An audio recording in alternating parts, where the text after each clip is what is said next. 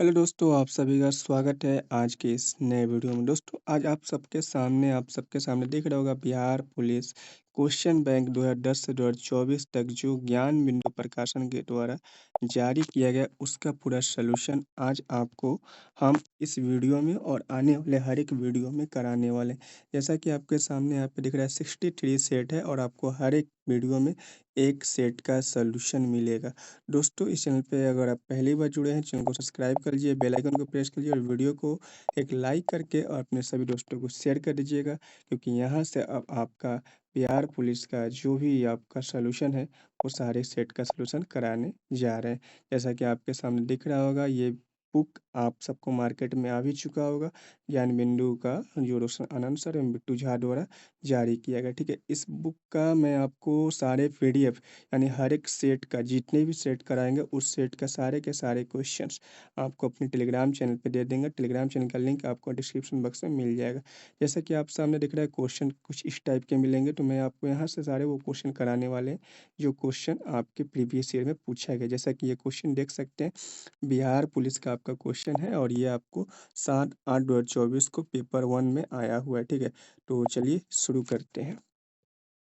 दोस्तों, सबसे पहले फर्स्ट क्वेश्चन आपके स्क्रीन पे दिख रहा होगा और क्वेश्चन ये कह रहा है, जैसा कि आपके सामने क्वेश्चन दिख रहा है कि 1980 के दशक में प्रोग्राम में सर्वोच्च न्यायालय ने न्याय तक पहुंच बढ़ाने के लिए कौन सा तंत्र तैयार किया था। दोस्तों, इसका जो सही राइट आंसर होगा वो होगा जनहित याचिका। क्या होगा दोस्तों? जनहित याचिका होगा, ठीक है। जैसा कि दोस्तों यहाँ पर दिख सकता है, आपको जनहित याचिका के बारे में यहाँ पे बहुत सारे इंपॉर्टेंट फैक्ट्स लिखा गया, जैसा कि पढ़ सकते हैं कि 1980 के दशक के प्रारंभ में सर्वोच्च न्यायालय ने न्याय तक पहुंच बढ़ाने के लिए जनहित याचिका तंत्र तैयार किया था और 1900 दशक में शुरू की गई जनहित याचिका की व्यवस्था सबको इंसाफ दिलाने के लिहाजा से लाया गया था, क्योंकि गरीब लोग भी अदालत में अपना न्याय पा सके, इसके लिए जनहित याचिका को लाया गया था। और जनहित याचिका जो है आपका सबसे पहले जो शुरुआत किया गया था पीएन भगवती जो भारत के मुख्य न्यायाधीश थे, तभी जनहित याचिका लाया गया था, ठीक है। जनहित याचिका आपका अवधारणा का भी सर्वप्रथम न्यायमूर्ति कृष्ण अय्यर द्वारा 1976 में मुंबई कामगार सभा बनाम अब्दुल भाई मामले में बोया गया था और भारत के पूर्व मुख्य न्यायाधीश पीएन भगवती को जनहित याचिका का जनक माना जाता है, ठीक है। अगले क्वेश्चन की होते हैं, किसी भी देश के कानून बनाने का अंतिम अधिकार किसके पास होता है। किसी भी देश में कानून बनाने का अंतिम अधिकार जो होता है वो हमारे संसद के पास होता है। सबको पता है कि संसद में आपके 3 अंग होते हैं, जो राज्यसभा, लोकसभा और ये राष्ट्रपति। ये जो सम्मिलित रूप को संसद कहा जाता है और इसी को सबसे कानून बनाने का अंतिम अधिकार है, ये है संसद के पास है। आते हैं अगले नंबर क्वेश्चन नंबर 3 पे। क्वेश्चन नंबर 3 का है कि वार्षिक वित्तीय विवरण संसद के दोनों सदनों के समक्ष कौन रखवाता है। दोस्तों, इस क्वेश्चन को आप ध्यान से देखिएगा। यहाँ पे बताया कि वार्षिक वित्तीय विवरण संसद के दोनों सदनों के समक्ष कौन रखवाता है। जैसा कि ऑप्शन दिया, प्रधानमंत्री, वित्त मंत्री, राष्ट्रपति और स्पीकर। तो इसका जो सही राइट आंसर होगा वो होगा आपका राष्ट्रपति। क्या होगा? राष्ट्रपति। लेकिन आपको क्वेश्चन ये पूछ सकता है कि वार्षिक वित्तीय विवरण संसद के दोनों सदनों के समक्ष कौन रखता है, तो वो आपका वित्त मंत्री रखता है। कौन रखता है? वित्त मंत्री रखता है। दोस्तों, इस चीज़ को ध्यान रखिएगा, क्योंकि आपसे क्वेश्चन पूछा गया यहाँ पे रखवाता है, तो रखवाता है आपका राष्ट्रपति, लेकिन रखता कौन है? तो रखता वित्त मंत्री है, ठीक है। क्वेश्चन को ध्यान से देखिएगा। आते हैं अगले क्वेश्चन की ओर। ये सारे जो सोल्यूशन आपको दिख रहा है, सोल्यूशन को पढ़ने के लिए आपको मैं टेलीग्राम चैनल पर ज्वाइन कर लूँगा, जहाँ पे ये PDF मिल जाएगा और वहाँ से आप सब कुछ देख सकते हैं। अगले क्वेश्चन करते हैं, क्वेश्चन नंबर 4। क्वेश्चन नंबर 4 कह रहा है कि सर्वोच्च न्यायालय के मौलिक क्षेत्राधिकार में क्या शामिल है। तो सर्वोच्च न्यायालय के मौलिक क्षेत्राधिकार में शामिल है संघ और राज्यों के बीच तथा राज्यों के बीच जो निपटारा होता है उसको सॉल्यूशन करने के लिए ये आपका चाहिए है। अगले क्वेश्चन की होते हैं, क्वेश्चन नंबर 5। सुआ रिगम्पा क्या है? सुआ रिगप्पा क्या है? तो दोस्तों, सुआ रिगप्पा जो है आपकी, वो है आपका हिमालय की पारंपरिक दवा पद्धति है। क्या है? हिमालय की पारंपरिक दवा पद्धति है सुआ रिगम्पा, ठीक है। आते हैं अगले क्वेश्चन की ओर। अगला क्वेश्चन नंबर 6 कह रहा है कि प्रधानमंत्री नरेंद्र मोदी ने मार्च 2024 में देश की पहली अंडर वाटर मेट्रो ट्रेन का उद्घाटन कहाँ किया था। तो वो कोलकाता में किया था। कहाँ थे? कोलकाता में। किस नदी के किनारे? तो हुगली नदी के किनारे। किस नदी के किनारे? हुगली नदी के किनारे किए थे, ठीक है। अगले क्वेश्चन की ओर आते हैं। अगले क्वेश्चन आपका दिया है कि गोलकीपर के रूप में प्रदर्शन के लिए निम्नलिखित में से कौन सा पुरस्कार दिया है। दोस्तों, आप सबको पता है कि गोलकीपर के लिए प्रदर्शन के लिए निम्नलिखित में से हॉकी इंडिया बलजीत सिंह पुरस्कार दिया जाता है। लेकिन अगर बात करें आपका पुरस्कार में, तो सबसे पुरस्कार आपका फेमस पुरस्कार है हॉकी इंडिया ध्यानचंद पुरस्कार। क्या है? हॉकी इंडिया ध्यानचंद पुरस्कार है। लेकिन गोलकीपर के लिए आपको हॉकी इंडिया बॉलजीत पुरस्कार ही दिया जाता है। ठीक है। आपका मेजर ध्यानचंद जो खेल रत्न पुरस्कार है, इसका पहले राजीव गांधी पुरस्कार था, लेकिन अब बदल के इसे मेजर ध्यानचंद कर दिया गया है। अगले क्वेश्चन की होता है निम्नलिखित में से कौन सा भू अस्थायी उपग्रह नहीं है? तो जुगनू आपका इसमें भू अस्थायी उपग्रह नहीं है, बाकी सबकी सभी यहाँ पे आपके क्या है, भू अस्थायी उपग्रह है। आते हैं अगले क्वेश्चन की ओर। क्वेश्चन नंबर 9 कह रहा है कि सोम चकेवा बिहार एक त्योहार है और यह त्योहार इस रिश्ते को समर्पित करता है। तो सोम चकेवा त्योहार है और ये त्योहार भाई और बहन को ये समर्पित करता है। ठीक है। आते हैं अगले क्वेश्चन की ओर। ताजमहल का वास्तुकार कौन था? ताजमहल के वास्तुकार जो था उस्ताद अहमद लाहौरी था। लेकिन आपको इसका बता दें कि इसका जो डिजाइन दिया था वो कौन था? उस्ताद ईशा ने दिया था। किसने दिया था? उस्ताद ईशा ने दिया था। अगले क्वेश्चन की ओर। क्वेश्चन नंबर 11 कह रहा है कि बिम्बिसार का प्रसिद्ध जो थे राजवैद्य जीवक, वो कहाँ के निवासी थे? तो बिम्बिसार का प्रसिद्ध राजवैद्य जीवक थे, वो राजगृह के निवासी थे। कहाँ के थे? राजगृह के निवासी। क्वेश्चन नंबर 13 पे आते हैं। क्वेश्चन नंबर 13 दिया कि घटांश के अनुसार बाल श्रम को रोकने के लिए सार्थक प्रयास क्यों किए जाने चाहिए? जैसा कि यहाँ के आपके सामने घटांश दिया, और इस घटांश को जब पूरी तरह से आप पढ़िएगा तो पढ़ने के बाद आपको क्वेश्चन नंबर 12 और क्वेश्चन नंबर 13 और क्वेश्चन नंबर 14 का आंसर मिल जाएगा। ठीक है। तो आते हैं क्वेश्चन नंबर 15 की ओर। क्वेश्चन नंबर 15 क्या कह रहा है? क्वेश्चन नंबर 15 कह रहा है कि राज्य में विधान परिषद के सदस्य संख्या के विषय में संवैधानिक प्रावधान क्या है? तो राज्य में विधान परिषद के सदस्य संख्या के विषय में संवैधानिक प्रावधान क्या है? राज्य के विधानसभा के सदस्य संख्या के 1/3 से अधिक नहीं होगी। ये इसके सबसे बड़े क्या है? प्रावधान। ठीक है।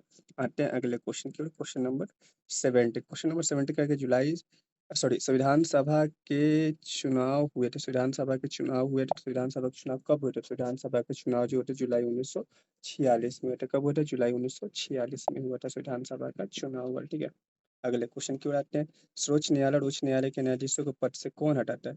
दोस्तों इसका सही राइट आंसर क्या होगा? तो राष्ट्रपति। यदि दोनों सदनों द्वारा यह प्रस्ताव पारित होता है कि सर्वोच्च न्यायालय और उच्च न्यायालय के न्यायाधीश को हटाना है, तो ये आपका आंसर होगा राष्ट्रपति। और इसका चुनाव कौन करता है? तो राष्ट्रपति ही करता है। लेकिन हटाता कौन है? तो राष्ट्रपति हटाता है। लेकिन कब? जब दोनों सदन का मतलब लोकसभा और राज्यसभा, अगर दोनों से यह प्रस्ताव पारित होता है तो ये हटाए जाते हैं। ठीक है। इस चीज को ध्यान रखिएगा। आते हैं अगले नंबर क्वेश्चन की ओर। अगला नंबर क्वेश्चन नंबर 18 बोल रहा है कि निम्नलिखित में से कौन से गैस पॉप की आवाज करते हुए जलता है? तो निम्नलिखित में से कौन से गैस पॉप की आवाज करते हुए जलता है? तो वो है हाइड्रोजन। कौन होता है? हाइड्रोजन होता है। ठीक है। आते हैं अगले क्वेश्चन की ओर।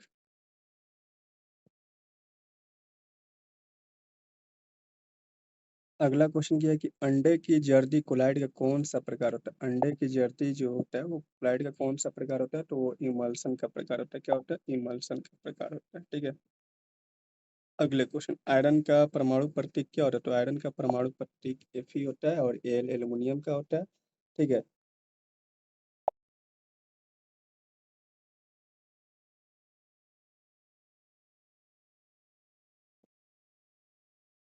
जल में ऑक्सीजन परमाणु की संकरण अवस्था क्या होता है? तो जल में ऑक्सीजन परमाणु की संकरण अवस्था जो होती है वो sp3 होती है। क्या होता है? sp3 होता है। ठीक है। अगले क्वेश्चन की ओर है कि यूरोप के सक्रेज रिपोर्टाज के लेखक कौन है? तो यूरोप के सक्रेज रिपोर्टाज के लेखक जो है वो कौन है? राम कुमार है। कौन है? राम कुमार है। ठीक है। उसी प्रकार से आपका दिया हुआ फणीश्वर नाथ रेणु जो है वो किसके लेखक है? किस पुस्तक के? तो ऋणजल ढांजल नेपाली क्रांति कथा का। धर्मवीर भारती किसके हैं? तो युद्ध यात्रा के। रंगे और राघव किसके? तूफानों के बीच। कन्हैया लाल मिश्र प्रभाकर के शरण बोले कर्ण मुस्कुराया। शिवा दान सिंह चौहान किसके? लक्ष्मीपुरा के। अगले क्वेश्चन की ओर आते हैं कि सूची 1 से सूची 2 को मिलान करना है, और ये मिलान करने वाला आपके AR पुलिस के हर एक एग्जाम में आया था और ये क्वेश्चन आने की संभावना भी है। ये क्वेश्चन तो नहीं है, इसी टाइप से क्वेश्चन है, तो इसका आप सोल्यूशन कैसे कर सकते हो? देखो दोस्तों, इसका सोल्यूशन करने के सबसे एक बेस्ट ऑप्शन आपके पास है। जैसा कि आपके सामने ये 4 ऑप्शन दिया हो और इसका चारों ऑप्शन दिया, और यहाँ पे आपके सामने ऑप्शन को डिफाइन करना है। अगर आपको कोई भी चीज इसमें से एक भी चीज अगर याद है कि एक क्या क्या, जैसे छाती पे मूंग डालना, छाती पे मूंग डालना का मतलब क्या होता है?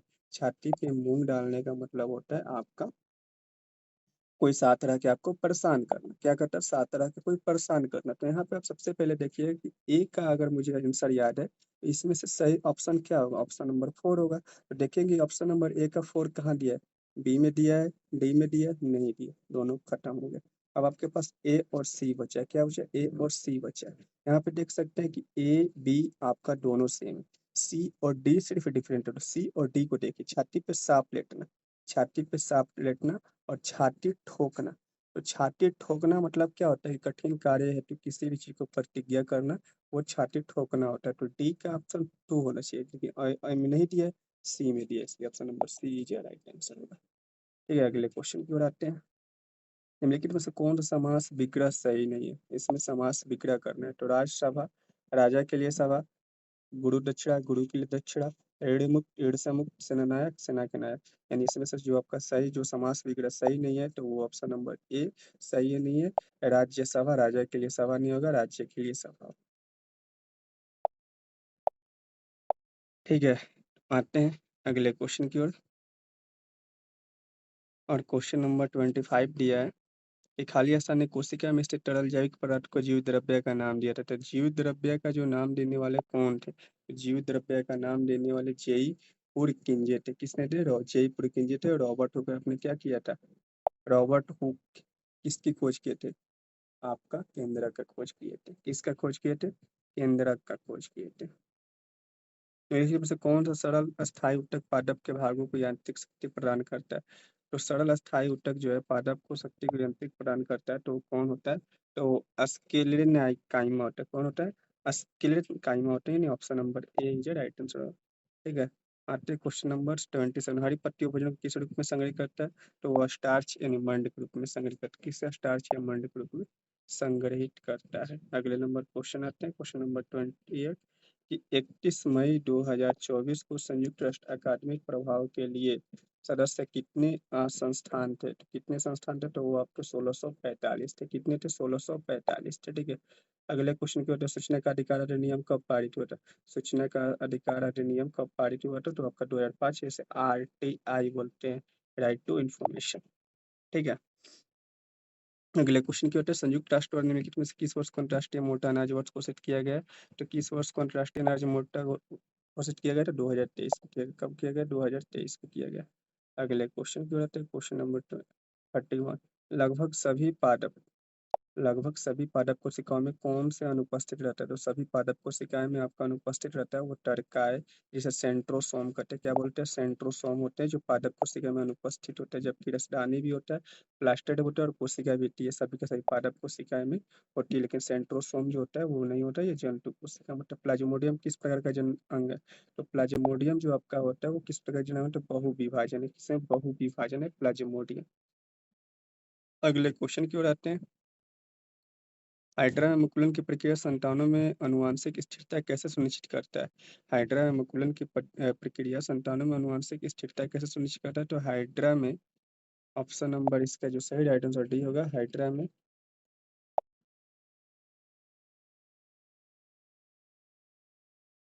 में मुकुलों में पर्यावरणीय कारणों के कारण आनुवंशिक उत्परिवर्तन हो जाता है। अगले क्वेश्चन की ओर बढ़ते हैं। कुछ सरीसृपों में लिंग निर्धारण पूर्ण रूप से पर्यावरण पर निर्भर करता है। देखा गया है इनमें क्या देखा गया इनमें कि कुछ जो लिंग निर्धारण आनुवंशिकी कारकों पर निर्भर करता है, वो आपको दिखाया गया है। ठीक है, आते हैं अगले क्वेश्चन की ओर। अगला क्वेश्चन है कि बच्चा खेल रहा है इस वाक्य में कौन सा काल है? तो बच्चा खेल रहा है इस वाक्य में आपका कौन सा काल है? अपूर्ण वर्तमान काल है। ठीक है, अगले क्वेश्चन है कि स्वागत शब्द में किस उपसर्ग का प्रयोग किया गया? तो स्वागत शब्द में सो उपसर्ग का प्रयोग किया गया, नहीं sorry, option number A is right answer होगा। ठीक है, आते हैं अगले क्वेश्चन। निम्नलिखित में से वाक्यांश है उसके लिए एक शब्द की दृष्टि से आपको असंगत करना है। बिना सोचे विचार किया गया विश्वास अविश्वास होता है, नहीं बल्कि अंधविश्वास होता है। इसी में सोच समझ के किया गया विश्वास क्या होता है? अंधविश्वास होता है। ठीक है, बाकी सभी के सभी सही है, आप देख लीजिए। अगला क्वेश्चन, गुजरात को नवीन कृपा अमृता को किस नाम से जाना जाता है? गुजरात के नवीन कृपा अमृता को किस नाम से जाना जाता है? तो मांटा के नाम से। किसे? मांटा के नाम से जाना जाता है। अगले क्वेश्चन की ओर आते हैं। अगला क्वेश्चन आपको दिया हुआ है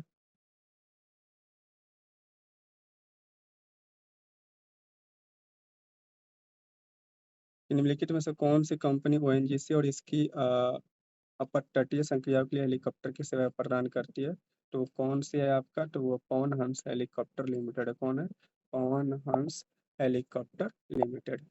अगले क्वेश्चन की बात है, क्वेश्चन नंबर 42। 11 की जनगणना के अनुसार किस राज्य में जनसंख्या घनत्व सबसे अधिक है? तो वो आपका किस में है? तो वो बिहार में। सबसे अधिक जनसंख्या घनत्व किस में है? बिहार में। ठीक है, तो ये 11 के जनगणना के अनुसार, जनगणना से क्वेश्चन आपको हर एक एग्जाम में देखने को मिलता है, तो इसलिए जनगणना वाले टॉपिक को आप याद रखिएगा। अगले क्वेश्चन की ओर आते हैं। अगला क्वेश्चन दिया हुआ है कि Bihar state power transmission company limited ने तीसरे एलडीसी उत्कृष्टता पुरस्कार 2023 में किस श्रेणी में जीत हासिल किया था? तो वो आपका मीडियम लोड डिस्पैच सेंटर में आपका किया था। ठीक है, आते हैं अगले क्वेश्चन की ओर। भारतीय वायुसेना के अभ्यास गगन शक्ति 2024 का आयोजन कहाँ किया गया था? भारतीय वायुसेना के अभ्यास गगन शक्ति 2024 का जो आयोजन है वो कहाँ किया गया था? वो आपको राजस्थान में किया था। कहाँ किया था? राजस्थान में किया गया था। अगले क्वेश्चन, लीची का राष्ट्रीय अनुसंधान केंद्र बिहार के किस जिले में है? तो वो आपके मुजफ्फरपुर जिले में। किसमें? मुजफ्फरपुर जिले में। ठीक है, आते हैं अगले नंबर क्वेश्चन की ओर। अगले नंबर क्वेश्चन किया है कि निम्नलिखित में से कौन सा कारक जनसंख्या की गुणवत्ता को निर्धारित नहीं करता? कौन सा कारक है जो जनसंख्या की गुणवत्ता को निर्धारित नहीं करता है? तो वो है मुद्रास्फीति। मुद्रास्फीति होता है जिसमें कि डिमांड और सप्लाई जो मार्केट में अवेलेबल नहीं हो पाता है, जिसके वजह से मुद्रास्फीति का कारक उत्पन्न होता है, जबकि सभी के सभी जितने भी है ये जनसंख्या की गुणवत्ता के कारक है। ठीक है, आते हैं अगले क्वेश्चन की ओर। अगला क्वेश्चन निम्नलिखित में से कौन सा गैर बाजार क्रियाओं का उदाहरण है? गैर बाजार क्रियाओं का उदाहरण है, राम के पास एक गाय है और उसका दूध के लिए उपयोग करता है। ये आपका गैर बाजार क्रियाओं के उदाहरण है। अगले क्वेश्चन की होते हैं, बहुराष्ट्रीय निगमों की स्थिति में कौन सा सही नहीं है? तो बहुराष्ट्रीय निगमों की स्थिति में कौन सा सही नहीं है? तो इसमें आपका बहुराष्ट्रीय निगमों में होगा निर्मित उत्पाद को विश्व स्तर पर बेचा जाता है और साथ ही साथ उत्पादन को बढ़ते जटिल तरीकाओं में संगठित किया जाता है। यानी ऑप्शन नंबर डी सही होगा, ए और सी दोनों होगा।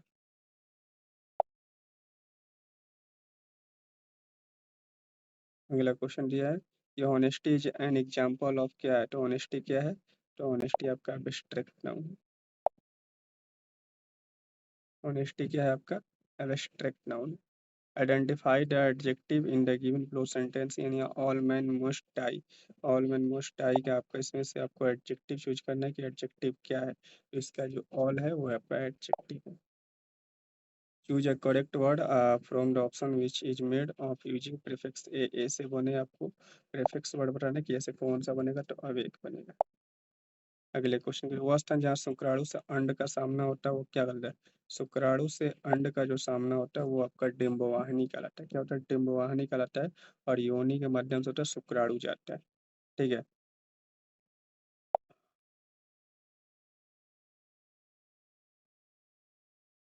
काली स्थान मानव शरीर का मुख्य समन्वय केंद्र है। तो मानव शरीर का मुख्य समन्वय केंद्र क्या है? तो आपका मस्तिष्क है, मानव शरीर का मुख्य समन्वय केंद्र है। और मनुष्य के शरीर का जो मानव मस्तिष्क होता है उसका भार 1400 होता है, जबकि महिलाओं का 1350 होता है। अगले क्वेश्चन की ओर आते हैं। अगला क्वेश्चन दिया है, कठोर कैल्शियम कार्बोनेट का बना हुआ कंकाल किसका गुण है? कठोर कैल्शियम का बना हुआ कंकाल किसका गुण है? तो वो आपका मोलस्का का गुण है। किसका गुण है? मोलस्का का गुण है। अगले को निम्नलिखित में से कौन सा कथन लिम्फ लसिका के संदर्भ में गलत है? लसिका के संदर्भ में ऑप्शन डी होगा। उपरोक्त सभी कथन क्या है? सत्य है। लसिका के लिए के कारण की लसिका परिवहन का कार्य करता है। लसिका प्लाज्मा के समान और रंगहीन होता है। लसिका आंत में पाचित एवं अवशोषित अमीनो अम्लों का परिवहन करती है। अगले क्वेश्चन के, एक अपसारी दर्पण है, अपसारी दर्पण, और एक होता है अभिसारी दर्पण। ठीक है, इस दोनों में कंफ्यूजन आपको दूर क्लियर करते हैं। अपसारी, यहाँ पे क्या होता है? प्रकाश अपसारित हो जाता है, वो उत्तल दर्पण में होता है। किसमें होता है? उत्तल दर्पण में। और अभिसारी जहाँ पे प्रकाश एक बिंदु पे आके मिलता है वो आपका अवतल दर्पण में होता है। किसमें होता है? अवतल दर्पण में होता है। आते हैं अगले नंबर क्वेश्चन की ओर। क्वेश्चन नंबर अगला जो है कि दिए गए चित्र में ओम के नियम का साधारण परिपथ दर्शाया गया है। तो इसमें आपको बताना है कि एक विद्यार्थी एक्स ने उनके नियम के सत्यापन के लिए एक परिपथ बनाया और परिपथ में उसने कुछ त्रुटियां कर दी है, उन त्रुटियों को सही किया जा सकता है। इसमें आपको जैसा कि दिख सकता है मीटर जो होता है वो विद्युत धारा को मापता है, लेकिन इसको समानांतर क्रम में जोड़ दिया है और वोल्ट मीटर को श्रेणी क्रम में जोड़ दिया, जबकि दोनों की गलत है। आपको वोल्ट मीटर को समानांतर क्रम में जोड़ना है और मीटर को आपको श्रेणी क्रम में जोड़ना है। तो ये वहीं आपको होगा, ये ऑप्शन नंबर बी होगा कि मीटर को परिपथ के श्रेणी क्रम में तब वोल्ट मीटर को परिपथ के समानांतर क्रम में लगाना चाहिए। यही इसकी गलती है। यदि एक वस्तु का द्रव्यमान 4 गुना तो उसका वेग आधा हो जाता है, तो वस्तु का संवेग क्या होता है? तो वस्तु का संवेग संवेग बराबर क्या होता है? एम भी होता है। एम भी होता है, वस्तु का द्रव्यमान 4 दिया, यानी 4 गुना दिया, और वही वस्तु का वेग को अगर आधा कर दिया जाता है तो क्या होगा? तो यहाँ से 2 से 2 कट जाएगा, 2 MB, यानी पहले 1 MB था, अब 2 MB हो गया, यानी 2 गुना हो जाएगा। क्या होगा? 2 गुना होगा। Option number B is right answer होगा। अगले क्वेश्चन की ओर आते हैं कि विद्युत उपकरणों की अति भार के कारण लघु बटन सुरक्षित रखने के लिए सबसे महत्वपूर्ण सुरक्षा विधि क्या है? तो इसमें आपको सबसे महत्वपूर्ण सुरक्षा विधि यही है कि आप वहाँ पे फ्यूज का उपयोग कर सकते हैं, जिससे कि और अधिक धारा प्रवाहित होती है और अधिक धारा आती है तो वहाँ पे फ्यूज चल जाता है, जिससे आपका जितने भी विद्युत उपकरण होते हैं वो बच चलने से बच जाते हैं। अगला क्वेश्चन यह है कि निम्नलिखित स्थानों की पूर्ति करें। बिहार में वन्य जीव अभ्यारण्य, राष्ट्रीय पार्क और टाइगर रिजर्व कितने हैं? तो बिहार में 13 वन्य जीव अभ्यारण्य है, एक राष्ट्रीय पार्क है और एक टाइगर रिजर्व है, यानी ऑप्शन नंबर बी जो क्या होगा? राइट आंसर होगा। अगले नंबर आते हैं क्वेश्चन की ओर। यहाँ पे आपको मिलान करना है। देखिए यहाँ पे आपके सामने 4 वर्ड दिया और इसमें मिलान करना है कि क्या होगा। आप देखिए, ठीक है। तो यहाँ पे आपको दो, मेरे तो 2 वर्ड दिख रहा है, जैसे कि बागर और खादर। आपको पता है बागर मतलब होता है जो पुराना मिट्टी होता है और खादर जो नई मिट्टी होता है। तो यहाँ सबसे पहले एक मुझे मिला तीसरा का फोर। तीसरा का फोर देखेंगे किस ऑप्शन में मिला। तीसरा का फोर सिर्फ ऑप्शन नंबर ए में मिल रहा है, बाकी मुझे याद ना हो उससे कोई फर्क नहीं पड़ता। तीसरा का ए आपका सही होगा, राइट आंसर होगा। ठीक है, अगले क्वेश्चन की बात। इस प्रकार से ऑप्शन वाले क्वेश्चन को आप मिला सकते हैं। बहुत सारे चांसेस होते हैं, लेकिन बहुत सारे क्वेश्चन में कभी कभी मैचिंग कर जाता है, लेकिन जहाँ तक अधिकतर चांसेस है कि आप सही कर सकते हो। ठीक है, आते हैं अगले नंबर क्वेश्चन की ओर। 60 नंबर क्वेश्चन कह रहा है कि निम्नलिखित में सम्मिलित करना है। तो आपको सम्मिलित करना है क्या कि गोदावरी, गोदावरी की सहायक नदी क्या है? तो गोदावरी की सहायक नदी बेनगंगा। गंगा की सहायक नदी क्या है? तो गंगा की सहायक नदी कोसी नदी। और कृष्णा की सहायक नदी क्या है? तो कृष्णा की सहायक नदी कोयना है। और कावेरी के अमरावती। यानी इसका जो सही राइट आंसर है ऑप्शन नंबर बी इज सही राइट आंसर। क्वेश्चन नंबर 61 क्या कह रहा है कि निम्नलिखित में से कौन सा खनिज मोनोजाइट रेत में मिलता है? कौन सा खनिज है जो मोनोजाइट रेत में मिलता है? तो थोरियम मिलता है। कौन मिलता है? थोरियम मिलता है। ठीक है, आते हैं अगले क्वेश्चन की ओर। अगला क्वेश्चन दिया है, choose the correct passive voice of the given sentence. Passive voice दिया हुआ है, इसको एक्टिव वॉइस में आपको कन्वर्ट करना है। तो यहाँ पे दिया हुआ है आपका, ठीक है, यहाँ पे दिया हुआ है कि the teachers teachers the student. तो इसका जो सही राइट होगा, the students are taught by the teachers, यानी option number A is right answer. अगले क्वेश्चन की ओर आते हैं। क्वेश्चन नंबर 63 बोल रहा है कि इसमें आपको अंडरलाइन जो वर्ड है वो बताना है कि अंडरलाइन वर्ड क्या है? उर्बन। इसका जो आपका सेंटोनिम होगा वो क्या होगा? तो इसका यूज होगा। ठीक है, दो संख्या जिनका योग 28 और उनका गुणनफल 187 है, तो वो संख्या ज्ञात कर। देखो दोस्तों, इसको ऑप्शंस के माध्यम से आप छाट सकते हो। सबसे पहले आपको गुणनफल 187 लाना है। जैसे कि यहाँ पे आपको दिख रहा है 28, तो इसमें कौन कौन से वर्ड है जो इससे 28 आ सकता है? तो यहाँ सभी से 28 आ रहा ही नहीं, योग के सभी नियम सत्य है। लेकिन गुणनफल की बात करते हैं, तो गुणनफल में सबसे पहले यहाँ पे आप गुणा करो। तो यहाँ पे 21 में 7 से गुणा करो तो लास्ट में वर्ड 7 आना चाहिए। यहाँ 12 में 16 से गुणा करो तो 7 कभी लास्ट में आएगा? नहीं आएगा। 13 में 15 से करोगे? नहीं आएगा, यानी 2 ऑप्शन तो एलिमिनेट हो गया। अब यहाँ पे देखो 7 लास्ट में रहा, 7 में 2 से 14 करो तो 147, लेकिन लाना मुझे 187 है। तो यानी इसलिए ऑप्शन नंबर डी भी गलत है, इसलिए option number A is right answer होगा। इसे बाकी हल भी कर सकते हो, कोई दिक्कत नहीं है। अगले क्वेश्चन की ओर आते हैं। कह रहा है कि ये अगला क्वेश्चन कह रहा है कि एक कार एक स्थान तक पहुंचने में 50 किलोमीटर प्रति घंटे की चाल से 3 घंटे का समय लेता है, और कार की चाल को कितना बढ़ाया जाए कि उस स्थान में पहुंचने के लिए उसे 2.5 घंटे का समय लगेगा? जैसा कि एक कार जो है एक स्थान तक पहुंचने में 50 किलोमीटर प्रति घंटे के चलते 3 घंटे का समय लेता है, और जब वहीं अगर 2.5 घंटे में वहाँ पे पहुंचना है तो उसकी सिंपल सी बात है, चाल बढ़ेगी। सबसे पहले आपको 50 किलोमीटर 3 घंटे की बात है, इससे पहले आपको दूरी निकाल लेना। क्या निकालना? दूरी निकालना। तो दूरी क्या होगा, चाल बराबर दूरी बटा समय होता है। तो दूरी बराबर चाल गुणा समय होगा, यानी आपका दूरी जो होगा वो 150 किलोमीटर होगा। क्या होगा, 150 किलोमीटर होगा। और हमें पहुँचना कब है, ये 5/2 घंटे पहुँचना है। कितना घंटे में पहुँचना है, 5/2 घंटे पहुँचना है। और आपको पता है कि दूरी दिया है, समय दिया है और चाल निकालना है। तो चाल बराबर दूरी बटा समय होता है, 5/2 यानी 5 बटा यहाँ पे 2 होगा। तो 2 आपका ऊपर चला जाएगा और 5 आपका नीचे आ जाएगा, कट जाएगा, यानी टोटल आपका कितना 10 किलोमीटर प्रति घंटा आएगा। अगले क्वेश्चन की ओर आते हैं। अगला क्वेश्चन दिया हुआ है कि निम्नलिखित में से कौन सा विकल्प सही है? क्या वृत्त के बाहर किसी बिंदु से जाने वाली वृत्त पर केवल एक स्पर्शरेखा खींची जा सकती है? बिल्कुल नहीं। वृत्त से बाहर से आप कितना भी स्पर्शरेखा खींची जा सकती है। बाह्य बिंदु से वृत्त पे खींची स्पर्शरेखा की लंबाई बराबर होती है? बिल्कुल बराबर होती है। एक वृत्त होता है, वृत्त के बाह्य बिंदु से खींची स्पर्शरेखाएं होती है, वो उसकी लंबाई दोनों की बराबर होती है, 2 रेखा ही होती है। जैसा कि यहाँ पे देखो, समानांतर श्रेणी आयसन 15 पदों का योग ज्ञात करना है। तो 15 पदों का योग ज्ञात करने का सूत्र तो आयसन बराबर होता है n/2 into 2a plus n-1 into T होता है। ठीक है, आते हैं अगले क्वेश्चन की ओर। क्वेश्चन नंबर 68 कह रहा है कि खाली स्थान में SERB से दबाव के निर्वशीकरण कराने में महत्वपूर्ण भूमिका निभाता है। कौन करता है? तो यकृत कोशिका जो होती है वो करता है। क्या करता है? यकृत कोशिका होता है वो करता है। ठीक है, इसलिए option number B is right answer. अगले क्वेश्चन की ओर आते हैं। क्वेश्चन नंबर 69 कह रहा है कि आपको मिलान करना है। द्रव संयोजी ऊतक, द्रव संयोजी ऊतक क्या है? तो द्रव संयोजी ऊतक में आपका रक्त है। क्या है? द्रव संयोजी ऊतक में क्या है? आपका रक्त है। तो फर्स्ट का 3 द्रव संयोजी ऊतक में रक्त है। उसके बाद उपकला ऊतक कौन है? तो उपकला ऊतक स्पाइनल कॉर्ड है। उपकला ऊतक स्पाइनल कॉर्ड है। जोड़ों की सतहों के लिए क्या है? तो उपास्थि है। और तंत्रिका ऊतक के लिए क्या स्पाइनल कॉर्ड है। उपकला ऊतक त्वचा है। ठीक है, तो इसलिए option number B is right answer होगा। अगले क्वेश्चन की ओर आते हैं। यह सिद्ध करने के लिए जीवन की उत्पत्ति कार्बनिक अणुओं से हुई है, मिलकर और यूरो द्वारा एक प्रयोग किया गया था। उनमें उन्होंने जो गैस ली वो थी, जो कौन सी गैस थी? तो वो गैस थी आपका मीथेन, अमोनिया और hydrogen. Option number D is right answer होगा। 71 नंबर क्वेश्चन किया है। क्वेश्चन में आपका न्यूमेरिकल क्वेश्चन दिया है, इसको आप हल कर सकते हो। जैसा कि सोल्यूशन आपको मिल जाएगा PDF में, वो देख सकते हैं। इसका आपका डी ऑप्शन होगा। अगले क्वेश्चन की बात है, प्रतिरोध R कि किसी तार के टुकड़े को 6 बराबर भागों में काटा जाता है। इन टुकड़ों को फिर पार्श्व क्रम में संयोजित कर देते हैं। यदि इस संयोजन का तुल्य प्रतिरोध R है तो R/R' का अनुपात क्या होगा, वो बताना है।